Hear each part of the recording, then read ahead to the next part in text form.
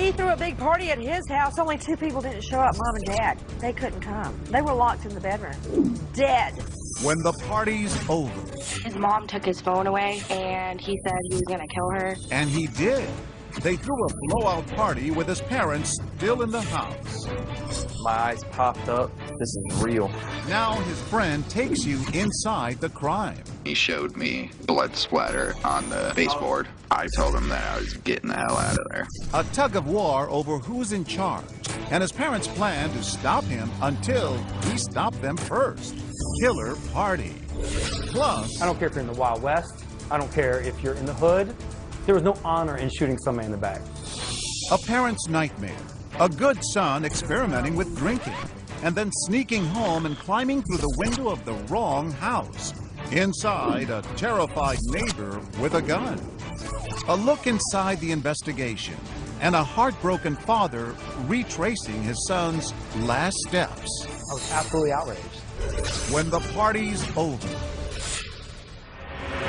Welcome to 2020 on ID. I'm John Quinones. The teenage years can be rough. Parents setting limits, kids pushing back, challenging authority.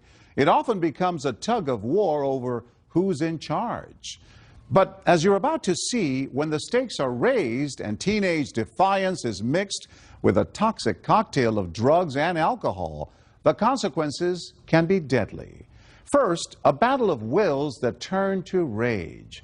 And as Ryan Smith first reported in 2014, 2 murders that would shock a sleepy community. Nestled on Florida's Treasure Coast, 40 miles north of West Palm Beach, sits Port St. Lucie, a city once designed for retirees, now teeming with working families. It's a maze of streets that all kind of wind together. There's the sense on these empty streets that something's amiss. Even the street signs aren't quite right. They didn't have time to spell all the street names correctly. Growing up here is a modest sort of happiness for any kid, but as novelist Nathaniel Rich learned, that gets old. Every teenager complained about how boring it was in Port St. Lucie. The only thing to do is drink and get high, have parties. And it's a party that happened here that no one will ever forget. Now you're looking live at the Port St. Lucie home where police say a 17-year-old boy killed his parents, a drug-addicted teenager who just wanted to party. He threw a big party at his house. Only 2 people didn't show up, Mom and Dad. They couldn't come. They were locked in the bedroom. Dead. The million-dollar question is why? Tyler, they say you murdered your parents. A 17-year-old killing his parents, an event that left a confused community looking to its teenagers for answers about high school senior Tyler Hadley. His parents were getting tired of him going out late and getting drunk. They got more strict. His mom took his phone away. And he said he hated him. Something like teenagers say. It's definitely something that really upset him. Everybody has like sick jokes, or he just thought it was like a sick joke. But what turns a teenager's sick joke into a sickening reality? We go inside the investigation into what made a Boy Scout turn into a teenager who did the unthinkable. Mike Mandel has known Tyler since they were both 8 years old. He lived just a block away. So you know his parents? Absolutely.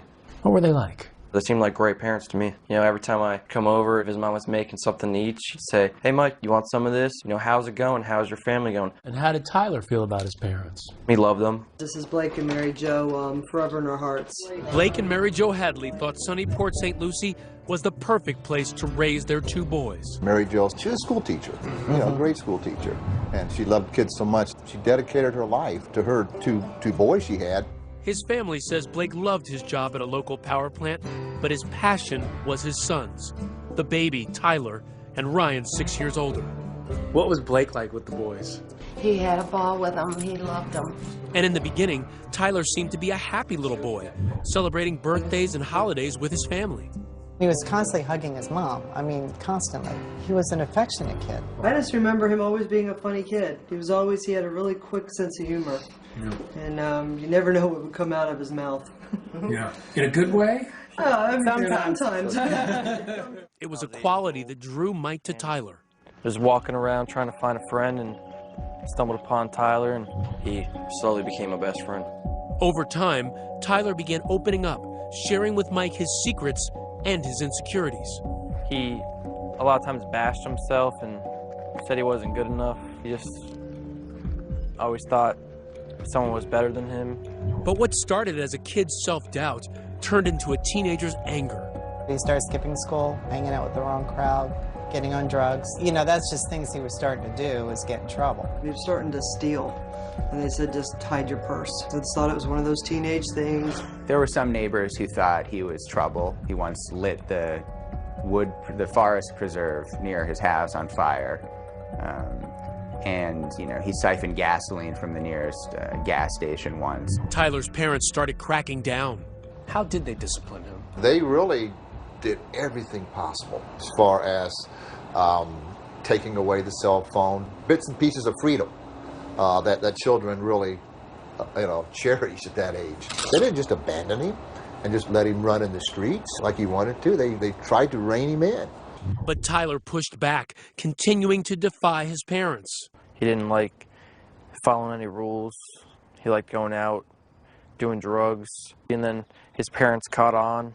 He was already comfortable living that way, and he didn't want anyone to change it. Nancy Grace has followed this case. They were beginning to discipline him more and more. And by that, I don't mean take him out to the woodshed and give him a spanking. They would take away privileges. Well, Hadley would have none of that. His frustration and anger mounted. By the time Tyler was 17, his parents were at their wits' end. They put him into an outpatient substance abuse program, but nothing changed.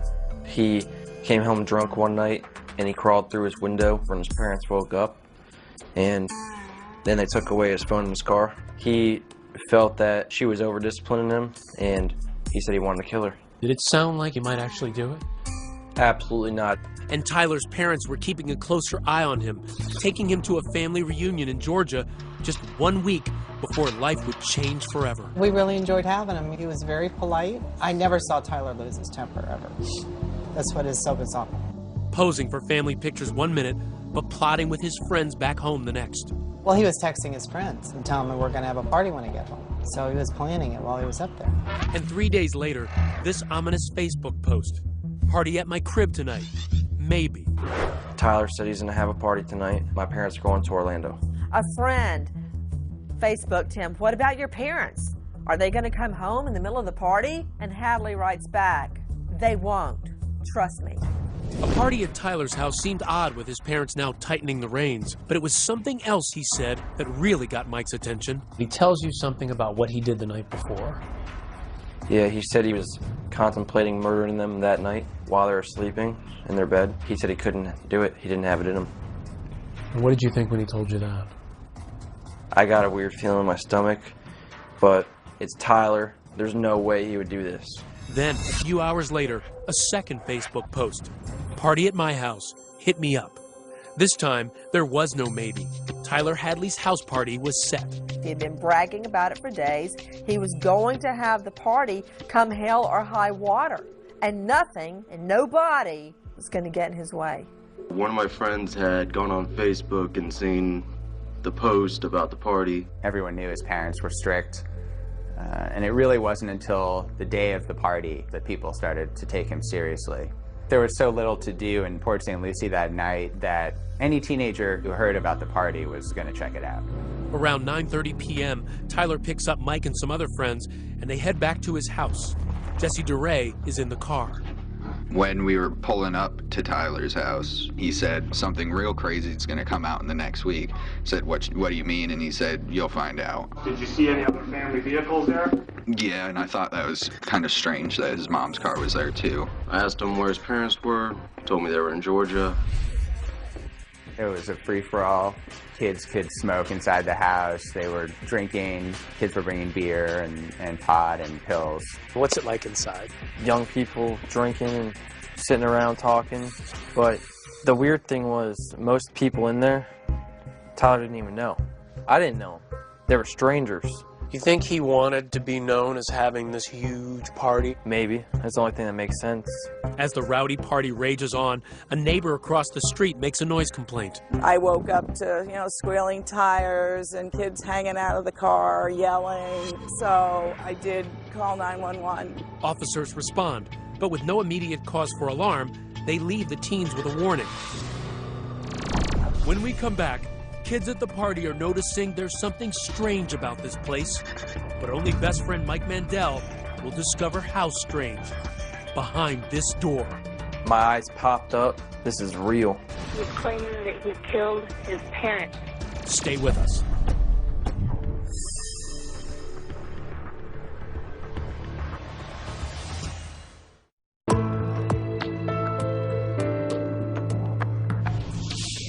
For months, 17-year-old Tyler Hadley's clashes with his parents had been escalating. So how is it possible they'd allow him to have a blowout party at their house on a Saturday night? As the party rages on, Tyler has a secret, and he's about to share the shocking details. Ryan Smith picks up the story. In Port St. Lucie, Florida, Tyler Hadley's house party is in full swing. 60 teenagers drinking and drugging with no parents in sight. Tyler's older brother, Ryan, away at college. One kid was walking around saying, "I smell dead people." Other kids had seen some signs of blood or what could have been blood. The house was a mess. It looked like it had been ransacked. As the night wears down, Tyler is growing agitated. Do you recall him yelling at somebody trying to go back towards the back part of the house? Yes. I heard him just saying, "Get out of the hallway. I don't want anyone in the hallway."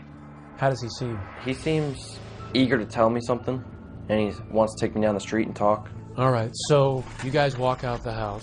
Tell me what happens now. He says, "Mike, I killed my parents." And I said, "No, you didn't, Tyler. Shut up." And he said, "Mike, look at the driveway. All the cars are there. My parents are dead. I killed them."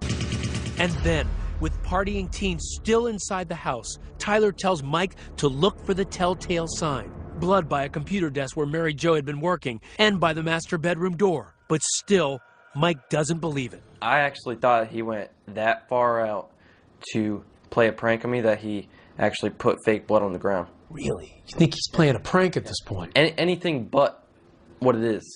The idea that teenagers are playing beer pong right here, while just steps away behind this door, his best friend's parents lay lifeless, is too much for Mike to fathom. I took Tyler into the garage and I said, "I want to see them dead. If you really did it, I don't believe you." Tyler says he'll prove it after everyone leaves, but Mike doesn't wait. I walk around back and I go check for myself. I come up to the door, the party's going on over here, and I turn the doorknob, push it, and it opened. I looked down and I seen his father's leg against the door. What was going through your mind when you saw his leg? My eyes popped up, and I said, "He's telling the truth. He did it. This is real." I'm in shock. I feel like there's no way that I'm seeing this. Wake up. Then Mike Mandel does something as shocking as the party. He doesn't leave. Now, you'd think Mandel would rush to call his parents or take his cell phone surreptitiously and call 911. No. Mandel continued to party hardy for several hours. Why do you stay? It's a hard feeling to explain. You know, I knew this guy for so long.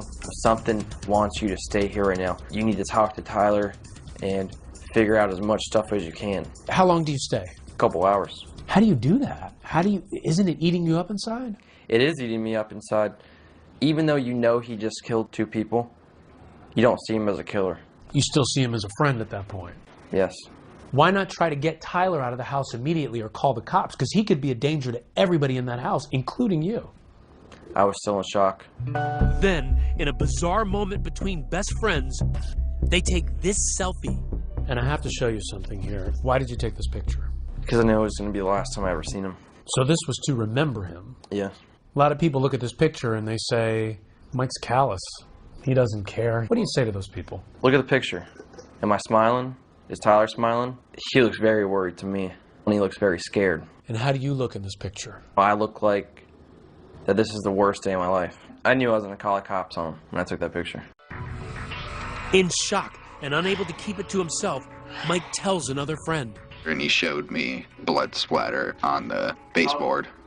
Baseboard? Near his parents' bedroom. What did you do? I basically told him that I was getting the hell out of there. I was like, "I'm leaving, you can come with me." Mike is still reluctant to leave his best friend, but when he finally does, Tyler is quick to notice. Tyler calls me on my cell phone and he said, Mike, where'd you go? You know, party's still happening. And I said, Tyler, I'm tired. It's 4 in the morning. I'm going to sleep. And he said, okay, man, well, I'm having a party tomorrow. Are you going to come? And I said, yeah, I'll be there. This is a party Tyler never wants to end. And at 4:40 a.m., he posts on Facebook, "Party at my house. Again, hit me up." But Mike Mandel won't be there. And immediately after I hang up the phone, I call Crime Stoppers. He got a call from our call center, and he's claiming he killed his parents. I'm sorry, he did what to his parents? He's claiming that he killed his parents. What were you thinking as you're making that call? You know that what you're telling Crime Stoppers could send him to jail for the rest of his life. It wasn't a good feeling, but, you know, even though I was in shock and I didn't believe it, you know, I still knew that I had to do the right thing. And if I didn't call, I would live with that for the rest of my life. And the friend Mike told calls police too. He did something to his parents. Did he hurt them? Are they still alive? My understanding of it was that he killed them. Like, the bodies are supposed to be at his house. I don't think it's a joke. The kids I spoke to who were at the party were shocked that they had been at a murder scene, but they also thought it was pretty cool that they'd been at this famous party. There had been a homicide. A 17-year-old young man had killed his parents with a hammer. What was your first thought? First thought is, no, 17-year-olds don't kill their parents with hammers. When Detective Kristen Meyer arrives on the scene in the wee hours of the morning, remnants of the party are still apparent. We find beer bottles everywhere. They're all over the front yard. You come up, here's the door. The officers knock on the door. Knock on the door. Lights go out.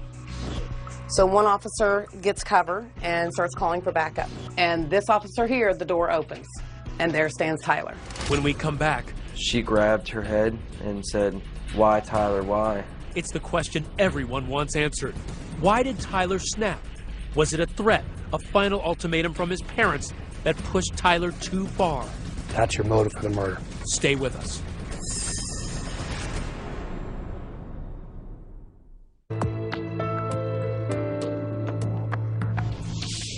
Tyler Hadley has delivered exactly what he promised, the teenage party to end all parties, free-flowing drugs and alcohol with no parents in sight.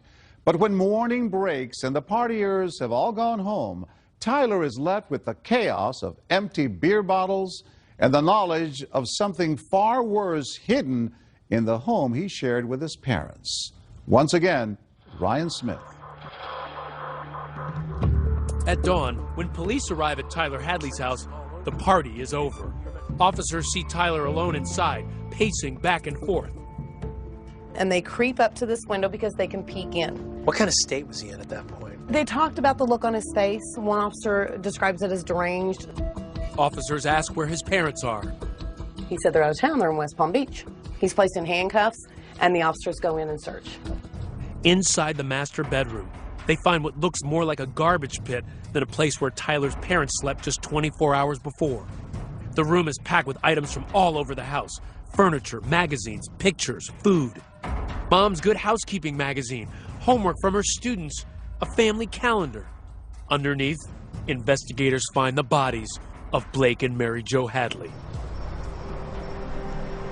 It's the darkest turn possible for a Saturday that began with ordinary errands for the Hadleys. A trip to the local farmer's market, a visit to a dress shop. They were back home early afternoon. His father taking a nap, his mother at the computer.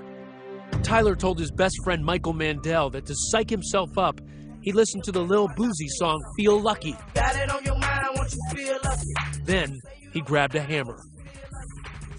He said he stood behind his mother for 5 minutes while she was on the computer trying to figure out whether or not he should hit her or not, and then at some point he hit her.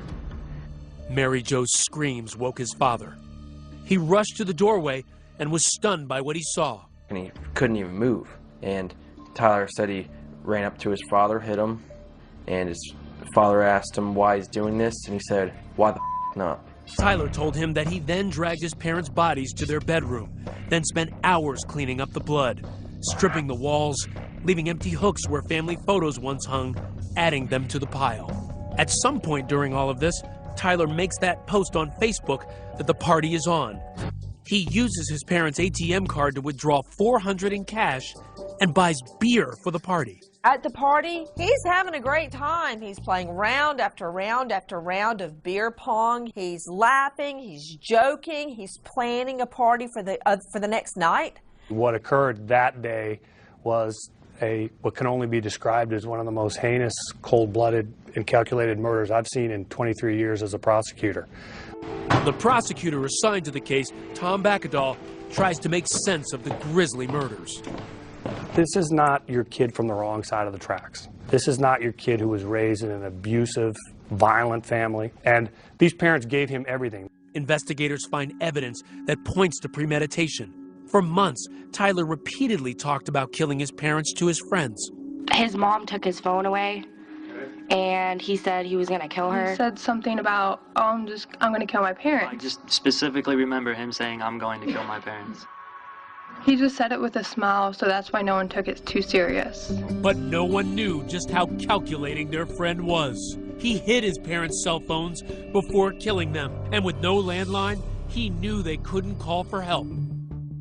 Less than a month before he was to face trial, Tyler pleaded no contest, leaving a controversial question: his punishment.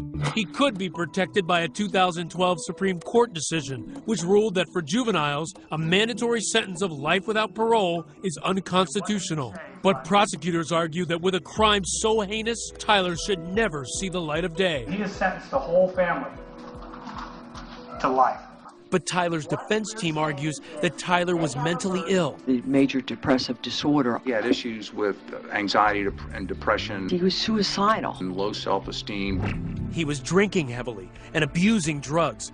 It was not one thing alone. It was the deadly combination of them all. But the counter to this would be a lot of people have disorders, take drugs, some even take illegal drugs, his choice, yet they don't kill their parents. What I think is one of the most important factors is the juvenile brain. The juvenile brain does not fully develop until the age of 25. Adolescents don't show the same abilities to control, regulate, and identify their emotions as adults. Expert Dr. Randy Otto says the lack of control can turn teen impulse into action. The frontal part of the brain is not functioning as fully as it would as an adult to kind of keep that in check. So you have the emotional upset without the part of the brain that is focused on deliberation, reflection, and planning and consideration. But the prosecutor says Tyler, just 153 days shy of his 18th birthday, should be treated as an adult. The state's president? This is not a youthful act of indiscretion. As for the motive, could it really just be the party? The prosecutor poured through messages Tyler exchanged with his friends for clues. In them, Tyler complains about the outpatient rehab program he's in, writing, "I seriously hate that for real." But ultimately, we think that what happened was that the parents had threatened to put him into a full-blown inpatient program to commit him. Institutionalized at a home for troubled teens. You're going to take away what I want to do, and I don't like it. Right. That's your motive for the murder. The decision over Tyler's fate has ripped the family in two. Mary Jo's mother, Tyler's grandmother, hoping for parole.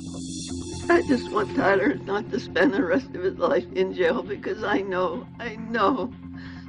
he's a life worth saving. But for his father's family, like Mike and Cindy Hadley, forgiving their nephew is out of the question. I can never forgive what he did. Maybe someday. I can't say never. I don't know. Do you think he understands what he's done to your family? I really don't know at this point. This is a cold-blooded murderer that we're talking about here. Yeah, he's my nephew, and I love him. All right? There's only one sentence. It's life in prison. You don't think there's any way he could rehabilitate himself and be a productive member of society? Would you want him living with you if he got out? Mike's concern now entirely for Tyler's brother Ryan. That's the person that we need to feel sorry for. He lost his entire family. You know, he lost 3 people, his mom and dad and his brother. Could you state your name, please? Ryan Blake Hadley. Do you love your brother still? I do love my brother. Do you hurt for your brother still? Yeah, I hurt for my brother. But that love for his baby brother has its bounds. Under what circumstances would you like to maintain this relationship with your brother? What I want is for him to get the maximum penalty possible. Mr. Hadley? Finally, Tyler speaks publicly about the crime, but offers little insight. I'd like to direct this to my entire family, all of them, everyone, all of them. And I know it's hard to understand, and you can't begin to explain, what happened. I just want everyone to know that I am truly sorry for the acts I committed. The judge was unmoved. It is hereby the judgment and sentence of the court. The defendant be sentenced to life without the possibility of parole. No one wants to see a youth behind bars, but in this case, he murdered both of his parents.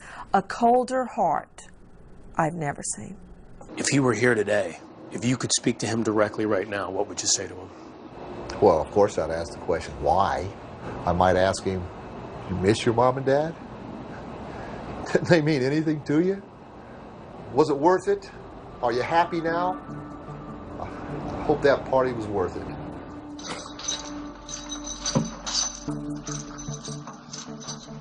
As of 2015, Tyler Hadley is appealing his sentence. Coming up, a good kid grounded and sneaking out to party. But when he comes home drunk, the consequences are deadly. The alarm went off, and then I saw the light come on. Caleb then turned around and simply said, "You just shot me." When we come back.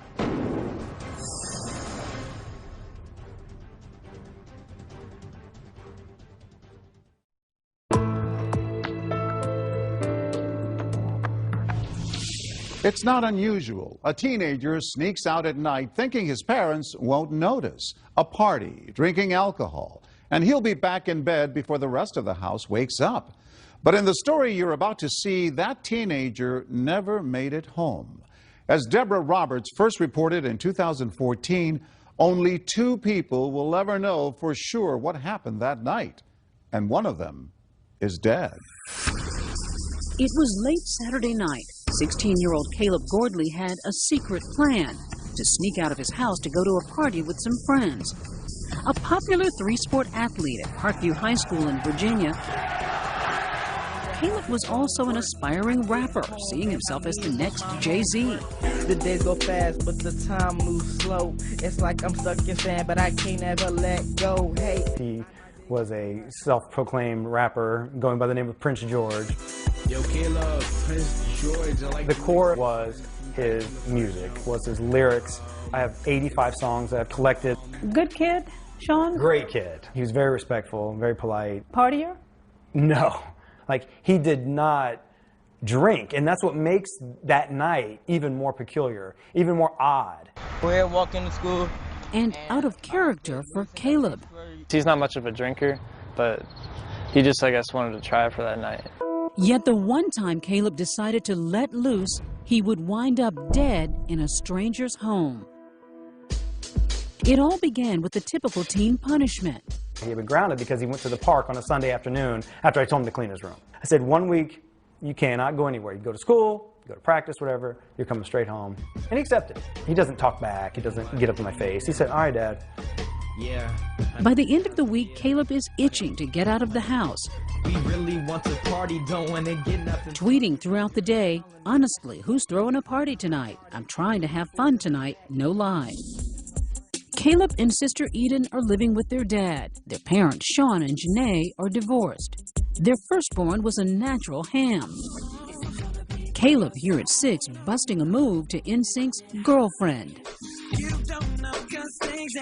He just had that energy that really attracted a lot of people to him because he was so fun and good-hearted. He just loved laughing and joking. To give their kids a better life, the Gordleys left behind the tough, crime-ridden streets of Dayton, Ohio, for the tranquil suburbs of Sterling, Virginia, where Sean is a corporate IT manager. I was happy with the area. I was happy with the school. The community seemed to be very active and social and kind of close-knit. After the split, Janae moved back to Ohio to go to school, but never missed a beat with her kids. How much did you monitor his social media accounts? A lot. And that was the one time I didn't in that particular day. I would have saw the signs if I would have just looked that day. About the parties and... He was looking for someplace to go that night. So at the stroke of midnight, Caleb slips out of his two-story home. He would never return. Caleb's first mistake would happen just after arriving at a buddy's house a few blocks away. Some of the boys begin tossing back vodka shots. By 2 a.m., a woozy Caleb decides it's time to go home before his dad notices he's gone. Good friend Corey Carrico was with Caleb. I took him back to my house, and I was going to make him stay there, but he knew he had to get home. I knew that for sure, because he kept bothering us about it.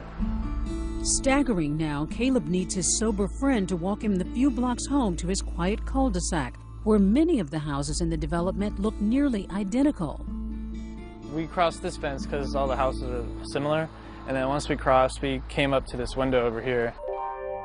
We thought this was the window. Yeah, we thought this was the window, and I just opened it up. I've never come in the back way before. It looks different from the back. I always come from the front when I come pick him up in the morning. So I figured it was his house because he thought it was his house too. Did you just sort of like shove Caleb in? No, he went in himself. The alarm went off, and then I saw the light come on, and then I heard yelling, which I thought it was his dad. So then I ran because I thought I was going to get in trouble. Turns out it's not Caleb's dad. In fact, it's not even Caleb's house. It's the neighbor's home 2 doors down. The startled homeowner grabs his .40 caliber pistol that he kept next to his bed, thinking a burglar has broken in at 2:30 in the morning. In the chilling moments that follow, gunshots. How many times was Caleb actually physically shot? Once. Once. Out of 4 shots, he was hit once. A developing story now out of Sterling. Loudoun County Sheriff's deputies responded to a burglary with shots fired on... The next morning, news of a shooting quickly spreads through the neighborhood.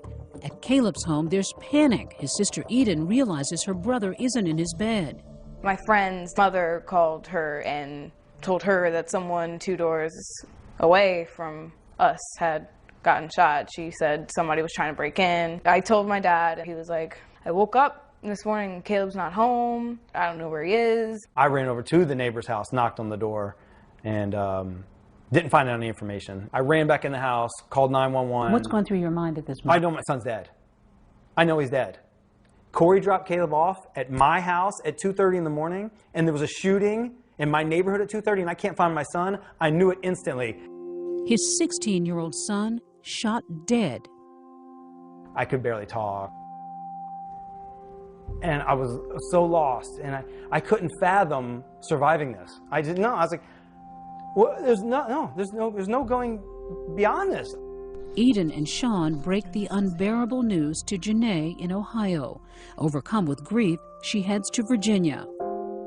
I wept in the airport. I wept on a plane in front of strangers, and it didn't even matter. You lost your son. Did you understand at all what had happened? I did. I understood that, he made a mistake. And then it cost him his life. Yeah. My handsome man. A life even Caleb realized was fragile. This is the new microphone. And trust me, I have like 6 songs that I'm going to be putting out today. And one of those songs he wrote just months before dying is oddly prophetic. 1, 2, 3, your life can be done like that. Called Reckless, with the sound of gunshots in the background, Caleb rapped, your life can be done like that. His own life cut heartbreakingly short in what seemed a classic case of self-defense. Somebody breaking into your house, you don't know. This person is going up the stairs, going towards where the homeowner's family was. I guess he fell in fear for their lives. I mean, I put it on me at first. I thought it was all my fault because I took him to the wrong house.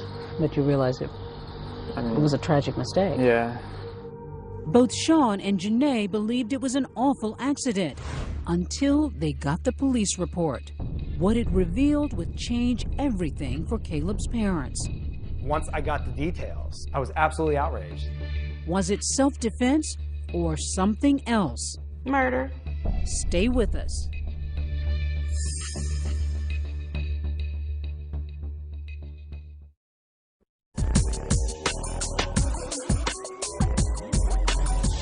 Yeah. After a night of drinking, 16-year-old Caleb Gordley mistakenly entered the wrong house and was shot dead by his neighbor just 2 doors down. In the immediate aftermath of the shooting, Caleb's father, Sean, was on a mission. And that was to let the world know my son made a mistake. He was not there to harm anybody. He was not there to rob anybody. That's all I cared about, letting everybody know he went to the wrong house. You said right after this happened that you felt forgiving towards your neighbor. Correct. Do you still? No, not 1% forgiving. I'll tell him right here and right now, I apologize for my son entering your house. I will take that. Beyond that, there was no forgiveness. Once I got the details, I was absolutely outraged. It was a horrible, horrible set of circumstances for the family, horrible set of circumstances for the shooter.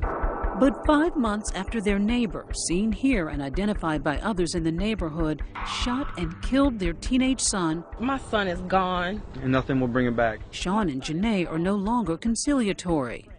It sounded like a mistaken identity. Someone thinks there's a burglar in their home and they're trying to defend themselves. At no point during the homeowner's count of the events did he ever describe Caleb in any way being aggressive, ill intent. He did not approach him. He did not come after him in a violent way. In fact, Corey Carrico says his friend Caleb was visibly impaired when he tried getting him home. Yeah, he was stumbling a lot. He kind of fell down on the sidewalk a couple times. I mean, even though he had to be home, I probably should have just kept him at my house. Or waited a little bit longer. Sean is convinced that his son was confused, since his home has a nearly identical floor plan to the neighbor's. From the vantage point upstairs, Sean showed us what he thinks happened, according to the police report. He was crawling into his window. Correct. Where do you think the homeowners saw him first? According to the police report, the homeowner came down this hall, immediately saw Caleb in the kitchen area. He saw his face, he did not recognize him, and he yelled at him to get out of the house. He suspects his intoxicated son believed he was hearing his dad's angry voice. So Caleb would have continued on thinking he's going to his bedroom, you think? Yes, correct. But remember, the 6-foot-tall boy is in his neighbor's home and headed toward the bedrooms where his neighbor's fiancée and son are staying. The homeowner said he made eye contact with Caleb and there was a dazed look on his face. So he knew he was on drugs, alcohol, whatever the case may be.